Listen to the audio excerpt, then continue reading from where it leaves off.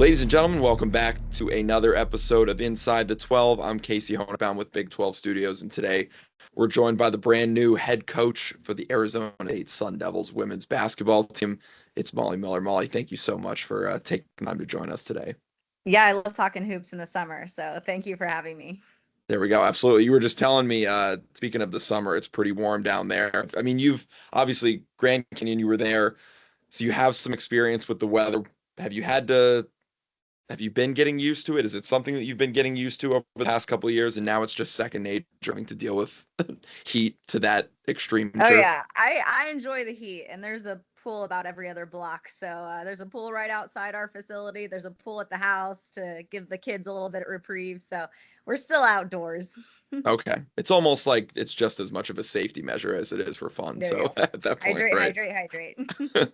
That's right. Well, I mean, your resume as a head coach almost needs no introduction. And I was looking at something today, your overall record as a head coach between Division 2 to Division 1 and now where you are here today, 297 and 55, which is an average of 27 and 5 a season. And I think you're coming into an Arizona State program that it's been since the 2019-2020 that they've had a 20-win season. So I have to imagine for you that's, I mean, obviously part of the goal.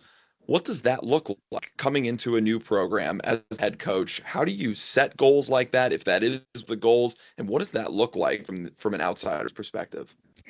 Yeah, it's not really a goal, it's just gonna be a standard. Like, the Yeah. expectation is gonna be win, and the standard is the standard, and you have to do the work to be able to win, and that culture shift, in my mind, has already changed. Mm, We're just finished our summer access, but a lot of our kids stayed here so they can have the resources to be able to grab a ball and come in the gym and shoot or get a lift in or work out. So it's been really, to me, that shift has already taken place, and I'm excited to just have these kids buy in. That's all I wanted. I wanted them to yeah. work hard and buy in to what winning looks like this summer.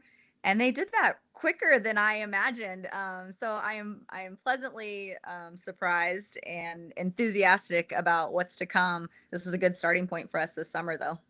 Yeah. I think you hear a lot of a lot, much every new head coach that comes to the position, no matter the sport, talks about, wanting the players to buy in. That is like just like you said. How do you get that to happen though? Because I feel like that's almost easier said than done. I think I don't talk about my goals. I talk about their goals, and Mm, then that turns into our goals. And it's just a lot of one on one conversations. What do you want this to look like for yeah. yourself, for your team, for a program to kind of, this is a new chapter. Ironically, it's Team 50 for Arizona State women's Wow. basketball. So that's kind of cool to take ownership in what Yeah. that looks like. And just, you don't know what you don't know to show them really what winning truly looks like. There's a huge sacrifice involved Mhm. in that. So asking them to come along with me and police themselves and hold each other accountable in the locker room and push each other. I think that was one thing we talked about right away. Like, let's not be intimidated by this culture. Let's embrace it. And then I want you all to run it. Like, the best, any coach will tell you this, the best ran locker rooms are player led. Right. So giving them that ownership and the belief and the confidence to start from the get go and don't cut corners and don't sell yourself short, and let's go after our goals. Yeah, I love that. Well, let's peel back the curtain even more and talk about, coming to Arizona State. What was it that drew you to this program and even, a little bit broader, the Big 12 in general, one of the best conferences in the country for college basketball? Well, I love defense, and I feel like there's a lot of defense played Yeah. in this conference, which I love. Pretty convicted to that side of the ball, but this place is, it's ready to explode. Like you Mhm. said, we have history. We've been to the Elite Yeah. Eight and Sweet 16s. We want to get back to that, and you've seen it with our football team, with our volleyball team, who just won the conference last year. So I think it's really exciting to be a part of Devil Athletics. You hear Graham speak, and he's an AD that has a lot of passion for Yeah. people, and I'm all about that. So when you can align the visions of the head coaches who I've gotten to know really, really well, love and adore them, and then a leader that really is getting us all in the same direction, I think you got something special here, and I want to be a part of that. Yeah. You talked about uh this, like it being ready to explode. I got to imagine the fans are the biggest part of that almost. What is it, or I guess what can you look forward to in terms of playing in front of a passionate fan base like that? Yeah, I've told our community behind every great team is a great fan base. And I truly believe that. I saw something the other day where we've sold more season tickets in the past 2 months than they have in the past 2 years combined. Wow. And so people are excited to watch this brand of basketball. There's a lot of buzz. We had an open practice to some season ticket holders the other day, and the excitement there and the way our kids even practice, you would have thought we were about to tip up for a national championship Yeah. the day after. But I think they're excited to own this, like I mentioned previously. So the brand is fun to watch. It's fun to coach and fun to play. So I imagine there's going to be a lot of people curious about what that looks like and then hooked once they see it. Yeah, yeah, absolutely. I was reading an interview they did, and one of the questions was kind of about how quickly you can turn things around. And I got to imagine that's a question you've been getting a lot lately. But as a coach coming in to a new program, um, what does that look like behind the scenes? And how, I guess, what do you tell yourself as a coach in terms of maybe not putting too much pressure on turning something around so quickly, or what would that inner dialogue look like? I don't think anyone will put as much pressure as I do internally Sure. on myself. I'm just Yeah. wired like that. But, my goal is to go out and every game we play, win. Every Yeah. practice Yeah. we have, come out feeling good that we had a great practice. So you kind of segment it, you just one day at a time. They say be where your feet are, but be really Yeah. good where your feet are. Don't just be to be. Like have Yeah. intent in everything you do. So to be excellent and see what excellence looks like, you have to do that from a game prep to a scout all the way to post game recovery to a fall meeting. Like every single thing has to look Yeah. like excellence. So in my mind, I think the byproduct of that will be winning, will be a great culture, will be excellence, will be a fan base that's excited to watch us play. So you just have to do the details before you see the big picture. So I'm not thinking, all right, we have to be national champions tomorrow. But if Right. we do the right steps, that trajectory is gonna be upward for us. Yeah. Yeah, absolutely. And I think one of the interesting things about your coaching experience in particular is, being able to coach at different levels. You head coach for a Division II team, and then obviously with Grand Canyon now coming to the Big 12. What does that kind of transition look like going from not only, Division II to Division I, but, mid-major to now Power Five conference? What does that look like as a coach for people who might not know? I mean, I think my journey's been about perfect. At Division II, I was everything. I was the strength and conditioning coordinator. I was Yeah. the fundraiser. I was the head coach. I had to do some assist. I was a travel agent. So how great was that for me to dabble in a little bit of everything, to be able to understand how it Yeah. all works. And then obviously at Grand Canyon had a really great experience there. Yeah. But that jump to Division I, the question was always, will the brand translate? Will the Sure. defense translate?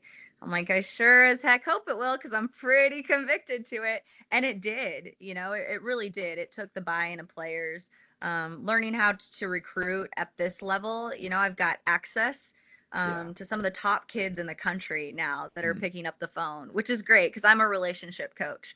So Yeah. I'm able to really talk to them, understand what makes them click, and then sell my vision for them in this program. It's fun because someone's going to take the opportunity, right? Yeah. And we're going to do this thing together. It's going to explode together. I'm so excited to see who that's going to be. I really believe in building with freshmen. We're a Mhm. destination city, so the portal's good to us.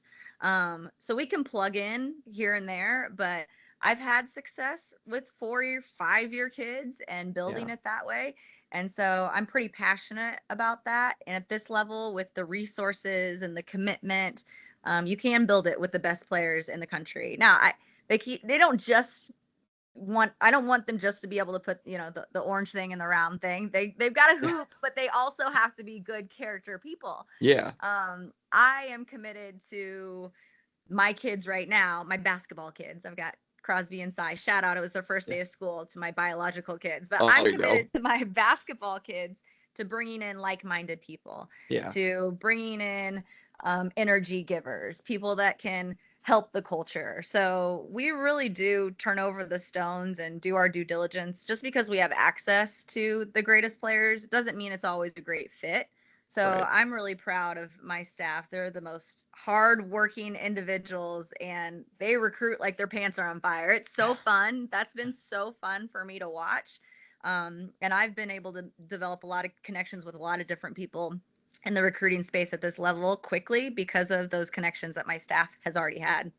Oh, that's great. That's great to hear. And I want to go back to something you said, you specifically when you talked about, hoping that your style of coaching of the teams that you coach translates.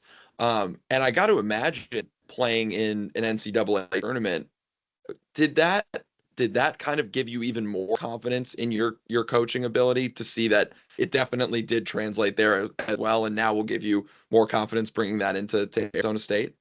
Yeah, 100%. It's fun on the recruiting trail when, some people are like, oh, we don't want to play against that defense. And so that's been neat. But also when you're playing in the NCAA tournament and a team like Baylor, who has notoriously been at that top half of the Big 12, then you're Yeah. looking at, hey, we can compete and my style can hold its own. And I was really pleased with how it kind of showed up in Yeah. that big game. And the brand, I mean, we can adjust the brand in terms of schemes and X's and O's, but it's relentless. It's Yeah. relentless energy. So I don't care Yeah. what we're doing, we are going to be relentless out there in the energy and effort department. Yeah, yeah, absolutely. A couple more questions for you, and then I'll let you go. But the one I want to ask is, you mentioned recruiting, um, and I know you specifically mentioned in that same interview I was reading about really wanting to focus on recruiting kids in Arizona. I think you specifically said like recruiting in our own backyard. Why is that something that's so important to you now coming to Arizona State? I mean, we want good players in the state. We want to be Yeah, their first choice and their top pick. So what that looks like is, well, one, you've got to recruit them at a young, early age. We need to get out there, and our staff will be great at going to high school games, yeah, watching them from their freshman year up. Maybe even, I mean, Coach Norman gets me on the phone with 20, 31s. And so we're watching them in middle school, I guess. So it's been nice to first identify those players that we need to get on early.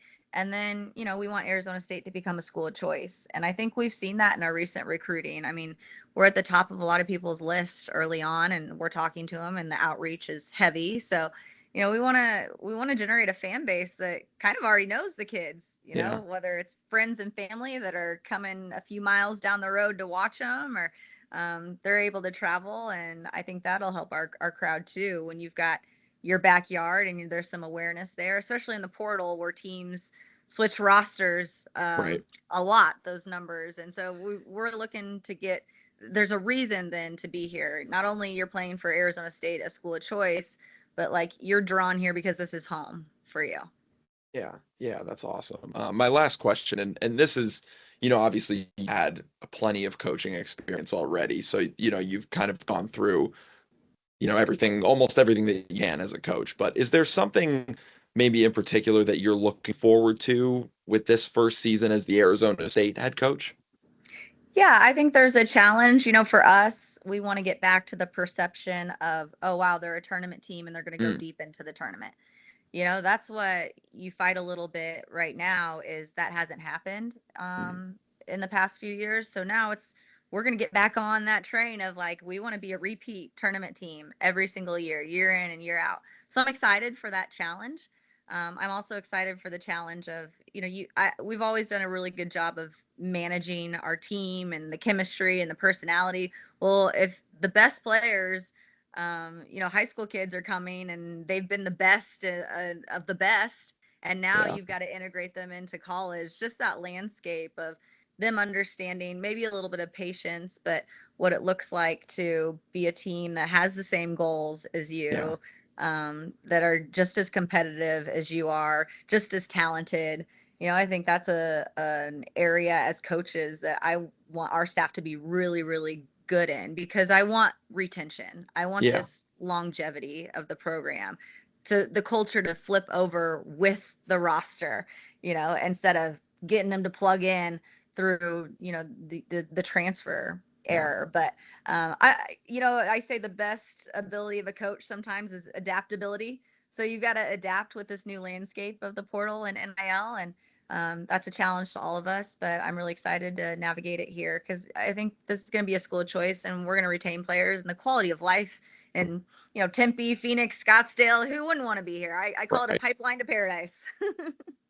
I love that. Well, it's funny. My last question. A lot of the stuff you're saying is similar to what we heard when Coach Dillingham came with the football team, and he has it seems like he had different phrase or like kind of punchline for each different season. Is that something that you do as well? Do you have one for your team? Have you come up with one yet? I don't know if you talked. I don't know if Coach Dillingham talks with the other coaches in the school about that. Is that something that you guys do as well? I don't know. I think coaches are wired so odd. We're probably up at 2 a.m. and an idea comes to us and we just run with it. I know Yeah. in my press conference, I had kind of a saying for when there's Right. no wind in your sail, Right. row. All of a sudden on my desk were these row t-shirts and everyone wanted one. I was like, I didn't even really plan that, but it came out and it stuck. So here we go. That's awesome. That's awesome. Well, Coach, thank you so much for taking the time to sit down with us and let the fans and other fans in the Big 12 get to know you a little bit, and we wish you the best of luck this season. Thanks. I'm so excited for my first year in the conference. I appreciate you all and your coverage and can't wait for the season.